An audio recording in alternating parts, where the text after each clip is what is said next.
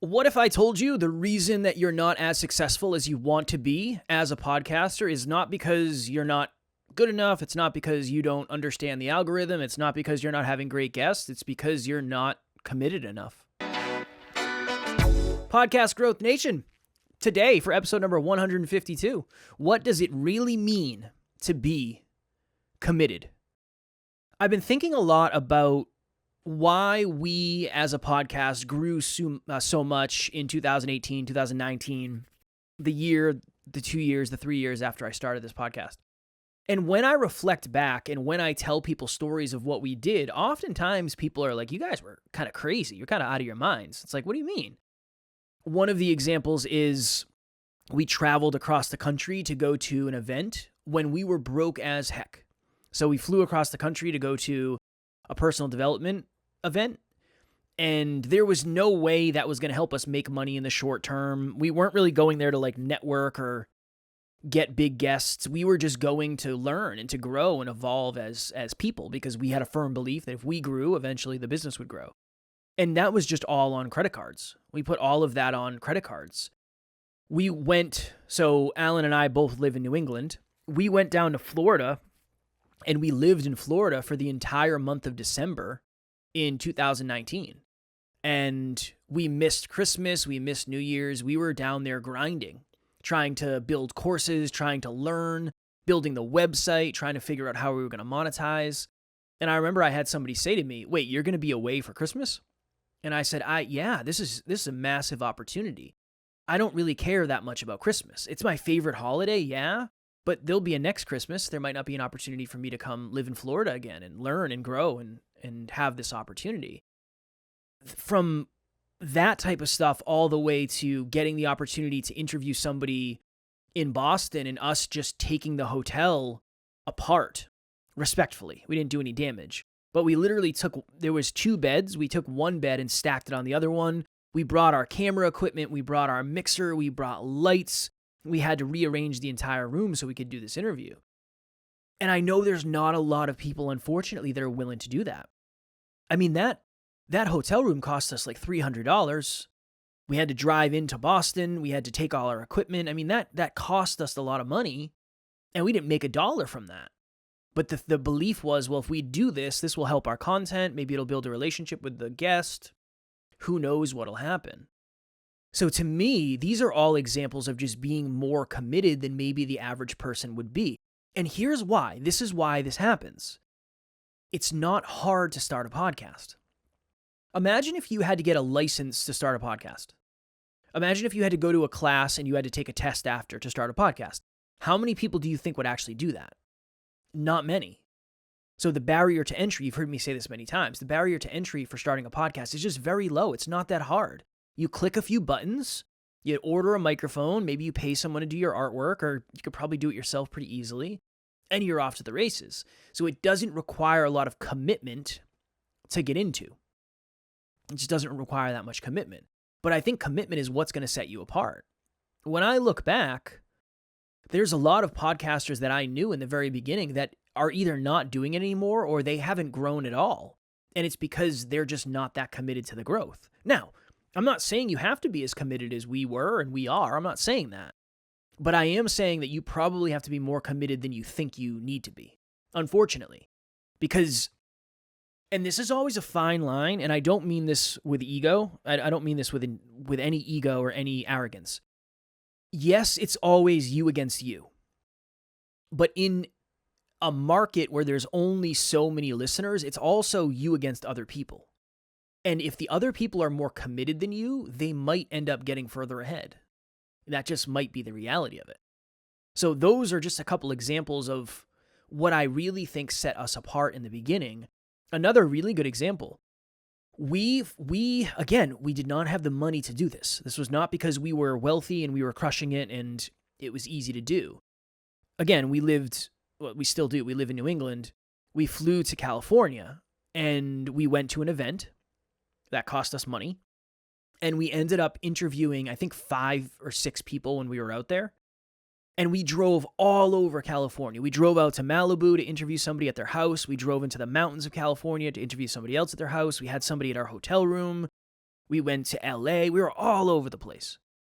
And that, I know that's something that not a lot of people are willing to do. Now, let me preface, or let me throw this out there. Circumstantially, it was probably easier for us. It was definitely easier for us because I didn't have a family, I didn't own a home, and I didn't have anybody to take care of. So circumstantially, I was able to do that. And I didn't have a job, right? This was my quote unquote full-time job, even though I was $30,000 in debt and couldn't afford to pay my bills. I had time is what I had. I did not necessarily have money, but I had a lot of time. So I understand not everybody's going to be able to do that. But could we do more?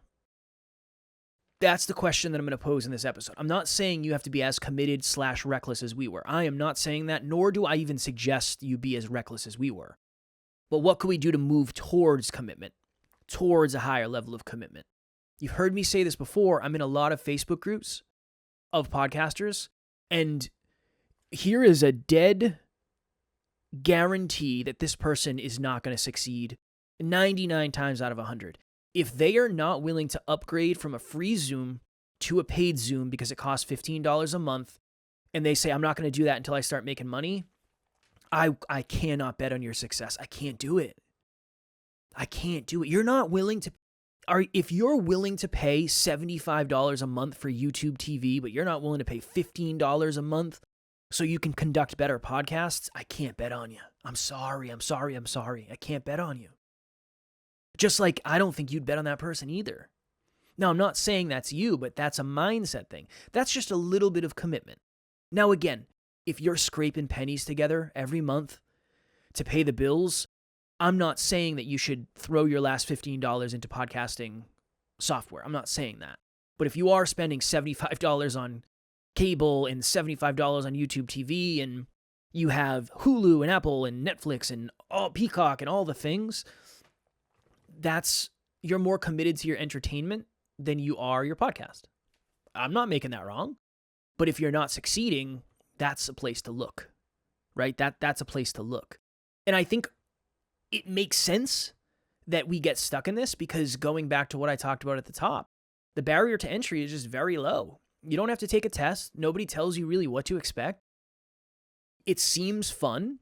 And I think a lot of us start this as a passion thing, and then eventually we're like, oh, I'd like this to be successful. There's just way more strategy than most people admit. There is just way more strategy than most people actually admit. And I think knowing that would just be better for all of us. So one of the most common traps is it's easy to start, so it should be easy to win. And it's quite the opposite. If something's really easy to start, it's really hard to win, for sure, because there's just the expectations are probably off. So I think that's a really common thing. The other common trap that people fall into is if I'm not making money, I'm not going to spend money. Now, I'm not saying you should hire a full team and spend $500 a month if you're not making any money. I'm not saying that. But okay, a microphone, let's say it's $40. Oh, let's save up a little bit. Don't go out to eat one time. There's your $40. The Zoom for $15 a month. I'm not saying you got to jump up to StreamYard and spend $90 a month like we do, and we're looking to get rid of that. But I'm not saying that. I mean, that's a lot of money, right? That's $1,000 a year. That is a lot of money. Not saying that. But $15 a month for Zoom, it's probably worth it. I'm not saying you have to be level 10 committed. But if you're level 1 committed, you're going to be lucky if you get level 1 results, right? That's it. That's what this conversation is about. And then I think maybe the third place people get stuck is not thinking it'll be worth it. Not thinking the commitment will actually pay off. Not thinking the commitment will be worth it. There's 3 beliefs that humans must have if they're going to adopt a new behavior or do a new thing, right? Set a new goal, take a shot, whatever it is. You must believe it's humanly possible. So is it humanly possible for me to grow this podcast and be successful? Yes, it's humanly possible because people do it. Is it personally possible? Do I think I am actually capable of doing it? And then the third one, and one that I think often goes overlooked, is will it be worth it? If I grind this out, if I do stay committed, if I make these sacrifices, if I make these investments, whatever, will it be worth it? And that's one belief that I always had. I never, ever, ever lost that. There were definitely times where I didn't think it was personally possible. for sure. Honestly, more often than not. But I never, ever, ever, ever doubted whether or not it would be worth it. And that's what has helped me get through most of the sucky, shitty parts of this journey. So I think a mindset shift for all of us probably starts with, on a scale of 0 to 10, how committed are you actually? Like, seriously. How much do you feel you actually deserve based on your effort? Because it does require effort. We're not, the podcasting space, podcasting, entrepreneurship in general, intrinsically, you're valuable. Intrinsically, you and I are the same level of value. Intrinsically. Extrinsically, in the marketplace, in the podcast space, we're not the same level of value because your value is based upon your work. Externally, extrinsically. I'm not saying you should take all of your self-worth from the work you're doing. I'm not saying that. But if we're looking at a podcast that misses an episode every other week versus a podcast that hasn't missed an episode in however many years, I'm willing to bet that the podcast that hasn't missed an episode in however many years is going to be more successful, and they're most likely going to be more committed. And you can put that across the board. Hi, my name's John Laurito, and I just wanted to give a big shout out to Kevin Palmieri. I had reached out to him. He had been referred to me when I had shared with a friend of mine some interest in doing a podcast, and he said, "You've got to use Kevin. He's fantastic. He's the best around. He'll get you started and off the ground and soaring high in no time." And take it from somebody who knows nothing about podcasting other than maybe saying a few things. But as far as behind the scenes, the startup, everything, I knew nothing. Kevin was phenomenal in terms of leading me through the whole process, and not just easy to work with, but really, really knows his stuff. A great combination between leading me through all the stuff I had no idea what I was doing, but also really listening to me and understanding what it was I was trying to accomplish and what my vision is. So whether you're looking for somebody to help you and get you started, or somebody, as I've done, where I'm putting it entirely in his hands because I've got total trust and confidence in him, and he is a true pro and easy to work with, any of those ends of the spectrum, you're going to have a lot of success and a lot of fun working with Kevin. Trust me. Thanks. We all know somebody who's in really good shape. Cool. How much more committed are they to fitness than other people? Maybe when they're traveling, they check out where the gyms are. I always did that. When I was working and I was traveling, I always looked to see where the gyms were. That was always a thing I did. I always tried my best to figure out whether or not the hotel rooms had mini fridges, because if they did, that would affect what I would pack and what I would bring. That was always something I tried to do. I was more committed when it came to fitness than most of the people around me. I also had better fitness results than most of the people around me, and that's just not a coincidence. All right? That's just not a coincidence. Now, when you're 18 years old, it's different. Fitness has definitely gotten harder as I've gotten older. So being level 5 committed at 18, you could probably get some really good results, but being level 5 committed at 35 is just not the same game. A shout out to you out there if you are experiencing that or have experienced that.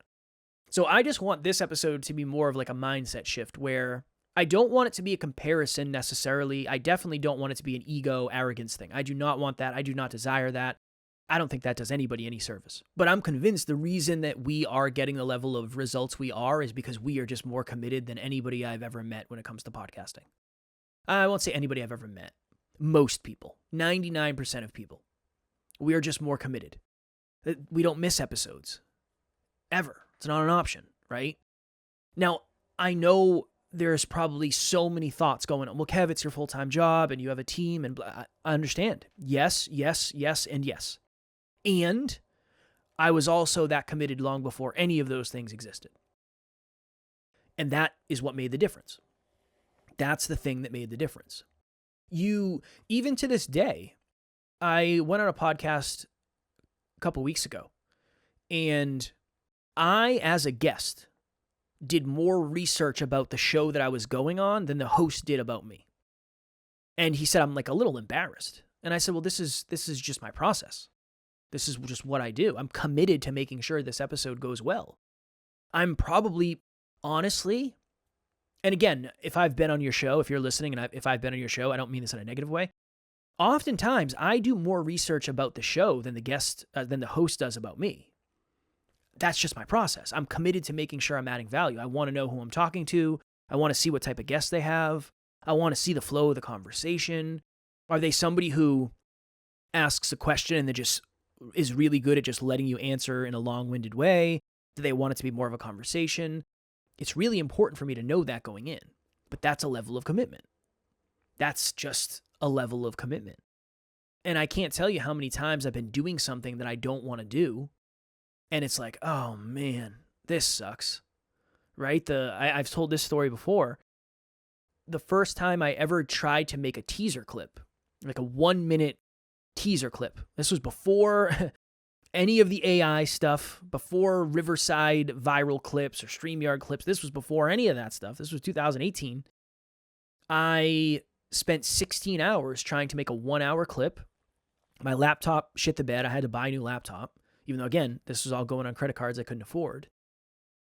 I didn't want to do that. I wanted to quit that so many times. But that ended up being something massive, and now we have a podcast production company. Would we have a podcast production company if I didn't push through the suck there? No way. No, because I wouldn't have learned what I learned, and then I wouldn't have been able to teach other people how to do that, right? So commitment is an unsexy thing, and it's really easy to be committed to something when it's going well, and I think it's really hard to be committed. It's harder to be committed to something when it's going wrong, but that's when it matters. It doesn't matter how committed you are to going for runs when the weather is nice if you live in a place where the weather isn't. It just doesn't matter. Because more often than not, the circumstances, the conditions will not be ideal. And I think that's really what commitment is. That's a big, big, big piece of it. Last week, was it last week or the week before? I literally forgot to record my weekly episode for PGU. I recorded on Friday morning. I did the editing. I did the audio editing. I did the video. Cool. Bam. Send that out. Awesome. And I just don't want to miss. It's unacceptable. It's unacceptable for me to miss, especially as a podcast coach. If I'm going to tell you you got to be consistent, I better be consistent. That better be something that I'm going to lead by example on. So, a couple takeaways. As we mentioned, on a scale of 0 to 10, how committed are you actually? And let's be real. Let's just be real, because I would rather you say, honestly, I'm 1 out of 10 committed, but I don't expect much more than 1 out of 10 results. Cool. I'm not going to tell you should do more then. But if you're somebody who wants level 7 results and you're putting in level 4 effort or level 3 effort and you have level 3 commitment, you're setting yourself up for failure. And nobody else is going to tell you that, because everybody else is going to try to tell you how to be more successful with less commitment. And that shit ain't real. I'm telling you, it is not real. The clients I work with who are the most successful are the most committed, bar none. There are no exceptions. There are no exceptions to that. There are none. One of our clients we've been working with since, I think, 2020, 370 episodes. She has never missed a week.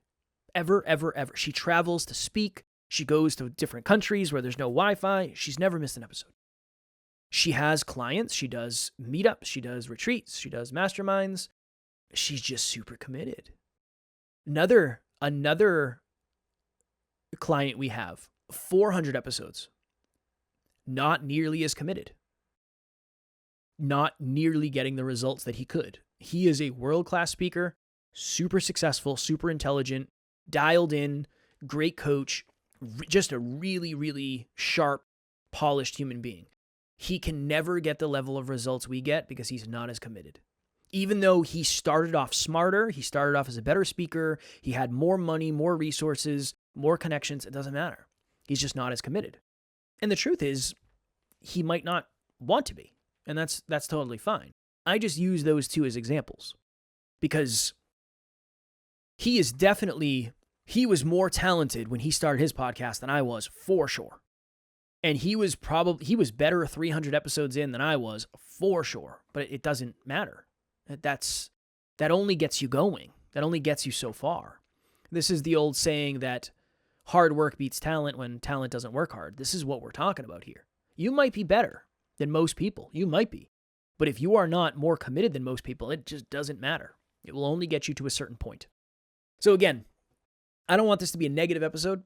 I don't. But I think it's important to check in with this, because some of you out there might say, yep, you're right. I've been kind of letting it slide. I've been letting it ride. I've just been floating on momentum. And there might be some people out there, and I am not making this wrong, where you say, honestly, I don't really want to put in any more effort or any more commitment. Cool. Then let's revisit the strategy. Let's revisit the why. Let's revisit, is this still serving you? All good. All good. I had a call with 2 clients the other day where they said, well, there's 2 of them, so this is always interesting. One of them said, the job that I have, I'm going to be getting laid off from, and I need to find a new job because we're not making money with the podcast yet. I mean, they're like, I don't know, 10 episodes in or something, so understandable. And I don't know if I'm going to be able to do this anymore. And I said, okay, what do you want from me? Do you want me to help you strategize how to continue doing it, or do you just want to call it quits? Because you're going to go, either way, you're going to have to go find another job. And you're splitting this with your partner, so this isn't a giant cost. Like, let's be very honest about that. This is not costing you that much money. Are you committed enough to work through it? Yes or no? Because if not, we can end this right now and it's all fine. I want to make sure it's serving you. And her partner was like, I want to keep going. I feel like we haven't, of course this is a long haul. We haven't even hit that many episodes yet. Like, of course we're going to have to continue going as long as it serves both of you. One of them is a little bit more committed, and I think it's very circumstantial. The other person, they're not committed. They're just dealing with some scarcity from a circumstantial place. Understandable. But that's the question, is, are you committed enough to just keep it going? It's up to you. That's up to you. So as a coach, it's my job to figure out what's best for somebody based on what's actually best for them, not what's best for me. I said that. I don't care about, will we lose money if you stop? Yeah, whatever. I don't care. I don't care about that. I want you to do what's best for you. That's the thing that matters most anyway. If it's not a win-win-win, it's a loss. So let's make it a win-win-win. Same thing for you out there. If you decide, you know what, this podcast thing isn't for me, and you don't listen anymore, I will miss you, even though I don't know you, unfortunately. I will miss you, and that's a shame, and it sucks to lose a community member and lose a listener, but good for you. Awesome. I'd rather you be more aligned. That's the thought, right? I'm convinced the measure of a good coach or a good leader in general is not only do they help people accomplish what people want, they help people avoid the pain of chasing something they don't want. And I think that is a skill worth developing. All right, cool. If you are looking for a group of like-minded people that are podcasters and they're looking to grow and evolve and become profitable and work on their skills and their speaking skills and their interviewing skills and their being interviewed skills, we have a private Facebook group called Podcast Growth Nation. They're posting it every single day now, as promised. I said we were going to get on a schedule, posts every single day, people commenting. Awesome. I appreciate you all so very much. And if you feel like you need to recheck in on your commitment, or you want to know how committed you actually are, I will have my link in the show notes for a free 30-minute podcast breakthrough session. I can help you figure out how committed you actually are based on the hundreds of people that I've coached. You might be more committed than you think. Maybe you are just doing some things wrong, or unfortunately, you might be less committed than you think. We can figure that out together in a very gentle way. I promise I will not be too intense. I hope that you are getting results based on your commitment.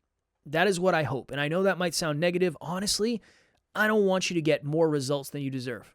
Just like I don't want more results than I deserve. I think that's a strange world to try to live in.